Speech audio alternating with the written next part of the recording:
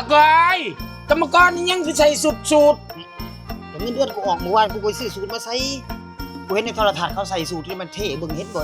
เบียร์สุกลวัฒน์ใส่สูตรโอ้เท่เลยที่มาใส่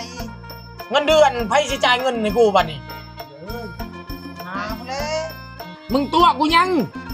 กูสิตัวอยู่ไสกูบ่ได้ตัวกูนั่งอยู่นี่สู้หยังเข้ามาเอิ้นกูว่าหัวหน้า บ่ตัวจังไดมึงเอาสูตรมาแต่ไสสั่น อ้าวก็เงินเดือนออกเมื่อวานกูก็ซื้อสูตรมาความใฝ่ฝันกูแต่น้อยกูอยากใส่สูตร กรรมกรพองบ่ใส่สูตร แล้วมันมีกฎหมายข้อใดห้ามกรรมกรใส่สูตรแล้วมันคือความใฝ่ฝันแต่น้อยกูเห็นดาราเขาใส่มันก็รอกูก็อยากรอคือเขา ใส่สูตรนี่เขาใส่ไปงานดองหรืองานอีเวนต์ อุ้ยมึงก็เบิ่งหนังหน้ากูได้ทอดไผสิจ้างกูไปงานอีเวนต์งานดองฮะหนังหน้าเฮ้ยกูดิชาติหน้ากูยังบ่ได้ไปแต่กูไปซื้อสูตรมาใส่เองเนี่ย โอ้คงไปฝันตัวจริงไอ้น้อย แม่นอันนี้มันว่าเนี่ยเงินเดือนออกเนาะกูก็ได้โอกาสไปซื้อสูตรมาใส่